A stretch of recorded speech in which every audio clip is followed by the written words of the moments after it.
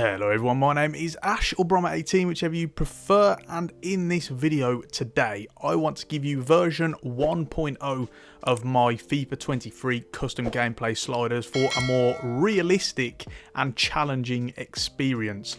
Now I say version 1.0 because I expect these to be tweaked throughout the season as updates are rolled out by EA, as we just kind of make tweaks ourselves, but in the early stages these are what I have come to settle on. Now I've had a lot of you asking me for what my sliders are, and I've finally been able to settle on something for now. So we're going to have a good go at it today. Just a quick notice before we do get into it. I just want to let you know that if you haven't done so already, check out my Patreon. The link to that is down below. On there you can get lots of fantastic perks and rewards, such as my FIFA 23 tactics package with rankings and ratings on every tactic that we cover on the channel, as well as exclusive tactics videos that you won't get on the YouTube channel, and on top of that, Discord server access, behind the scenes videos, early access, whole range of fantastic perks. So a great way to support the channel if you can afford it. Subscribe to the video if you haven't done so already, and with that being said, let's get into it. So first things first, what you will notice is on the actual match settings we've got this on world class.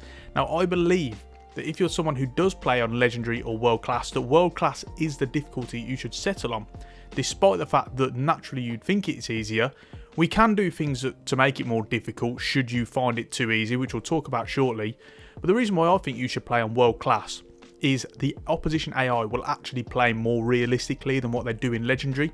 In legendary, they'll take it to the corner and simply dribble inside, pass inside, constantly across the face of goal and then shoot, and that's really it. Whereas on world class, they're more likely to try and cross the ball, try and go a little bit more direct, a range of things like that.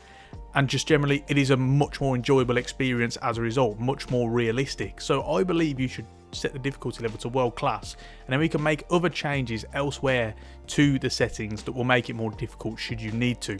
Half length, 4 or 5 minutes only. 3 if at a push, but nothing more than that. And the reason why is that you're trying to cut out there being so many goals, and to do that you've just got to lower the amount of time, because obviously defending, even with the sliders, is still a massive issue on the game. So have that set to 4 or 5 minutes, or 3 in my opinion. Game speed. Now there's a common misconception here. A lot of people are going with slow, and I went with slow last year, and I've now realised that was a massive error. I think you want this on default, and the reason why you want this on default is because, one, you'll find that the teams will press each other much more, which is very, very handy, nice and realistic if that is the approach of the team. Whereas on slow, very much stagnant, a lot less movement, which you'd think would be good for the end-to-end stuff, but because we've adjusted the sliders, we can still change that anyway. What we also have on the slow game speed that you won't find on default is that defenders, particularly your defenders, won't mark. They won't get out to their men as much, so you'll find a lot more players open. It's really, really frustrating. It makes defending a whole lot harder, and ultimately I think it should be on default as a result, because they do get out to their man more, and it just creates a slightly more realistic experience. Player-based difficulty is on, and we'll come on to that a little bit later on. But you don't need to change anything else there. So let's get into the sliders. So first things first, with the user and the CPU, both of them are on 48 sprint speed and 48 acceleration. Now I've seen a lot made of this. Obviously you want to try and slow the speed down to make it a slower experience and a more realistic experience. And I've gone for 48 because that's the lowest you can get the acceleration before you find that, one, stamina doesn't drain quickly, so as a result generally your players have an unrealistic high level of stamina left at the end of games, and 2, you'll find that they kind of get stuck into jogging animations more, and they don't kind of sprint when you want them to, a little bit stuck in the mud. So 48 and 48 is the lowest that I've been able to find before this becomes an issue. Now, I have seen on Mat 10's OS community sliders that whilst they have the acceleration up to 50 or 51, the sprint speed is all the way down to 20.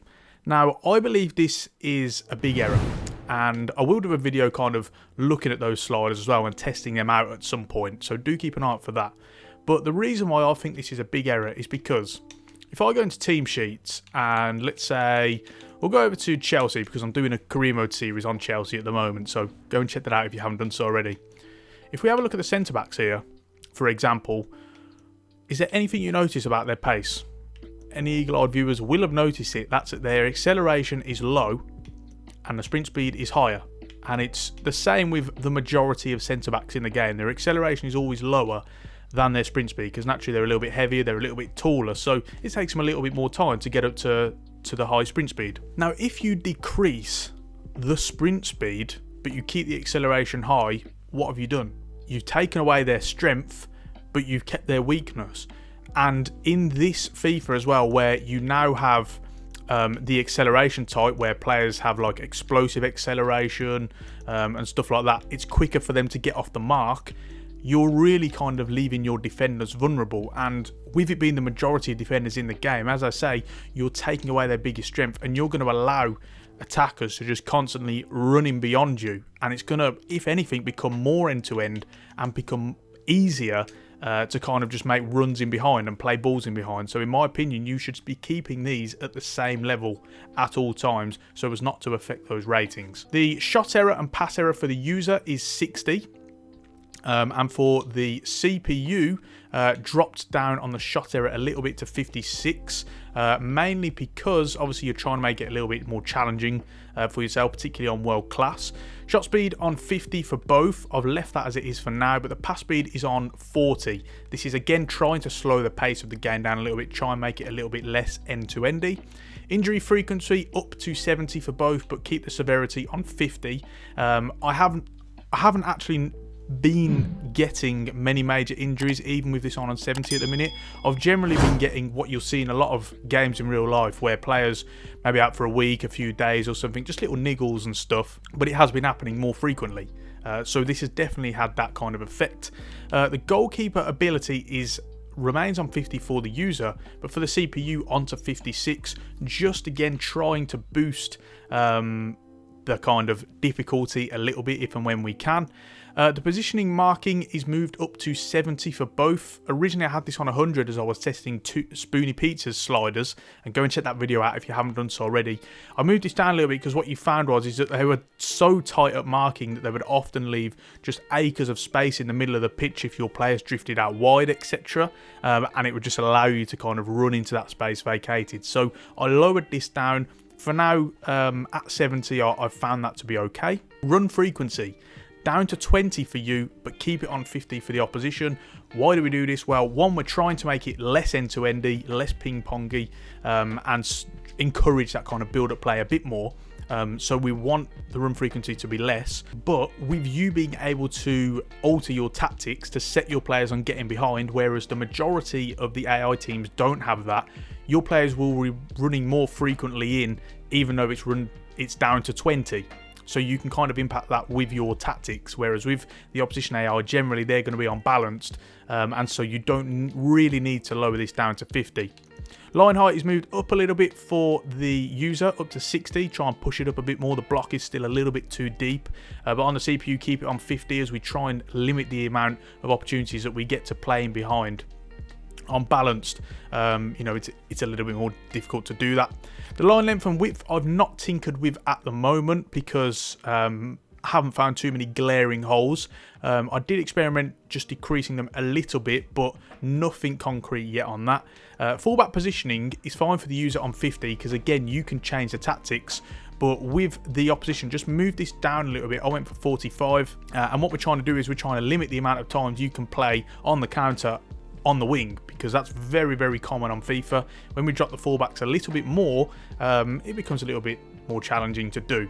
The first touch control error, 65 for the CPU, but on the user it is 85. Again, we're trying to bring in more of that first touch error that we don't see enough of in FIFA, but it's boosted a little bit for you because generally you're trying more kind of adventurous passes, you're trying to do more in one go, you're playing a little bit quicker as the user compared to the CPU, so you just need that kind of error a little bit more than what the CPU does. But again, boost it up to 65 and just try and put in a little bit of a human error in there. So then, what about other settings? Well, first things first, with the rules, I actually have handball off, and the reason why I've done this is because originally I had it on except penalties, but I was finding there was 4, 5, 6 handballs every game, which is ridiculous. You know, you'll go games without seeing a handball, let's face it, generally. So the problem with the game is it can't distinguish when it actually is handball and when it isn't. Like if a player has their hand down by their side and it still hits their arm, they're just going to give the foul, which is wrong. So this is why I've got that set to off. Referee strictness is on strict.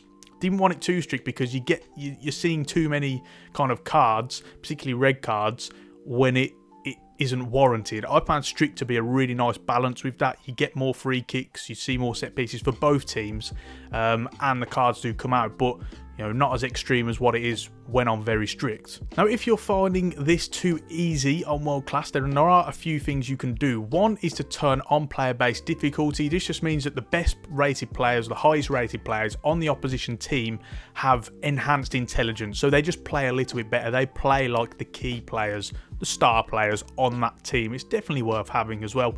And you can even turn on the indicator to see which players on that team are kind of the star players. You also want to look into the control settings if you do want to make it more challenging, and what I would advise everyone to do, because I've started doing it this year and I can't believe I didn't do it beforehand, is starting to play on manual controls. So you'll see here auto clearances, flare pass, auto shots and assisted headers. All of this is turned off for me, so all of that is manual.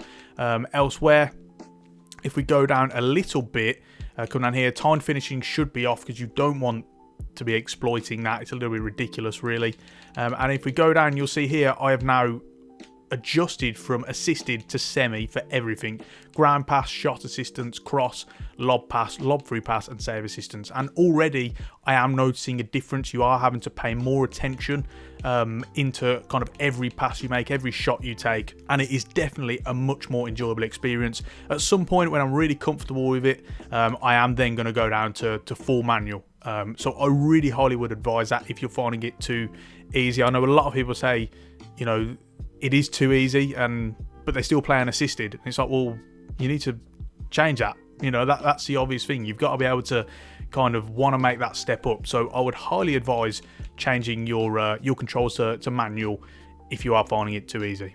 Also worth mentioning, make sure competitive master switch is turned off. You don't want that. That is tailored to online play, and that is not what you are looking for at all. So let me know what you think. Go and have a play with them. Play a few games with teams of all ratings, and let me know what you think. If you've got any kind of changes to suggest, please do suggest them to me, and I'll try and incorporate them and see if there are any tweaks we've made. Like I say, these will change throughout the year, so do keep an eye out for version 2.0 and beyond. Don't forget to check out my Chelsea career mode series if you haven't done so already. The link is down below. Really enjoying that so far. It's a realistic career mode series, so probably right up your street. Check out the Patreon. The link to that is down below, and you can get access to a lot of fantastic perks for the channel. Great way to support me as well. And give me a follow on Twitter. The link is in the description. Subscribe to the channel if you haven't done so already, and ring the bell so you get notifications every time I upload. Drop a like on the video if you've enjoyed it, you found it useful. Really appreciate that. And with that being said, we are going to round it off there. Thank you so much for watching, and until the next one, I will see you soon.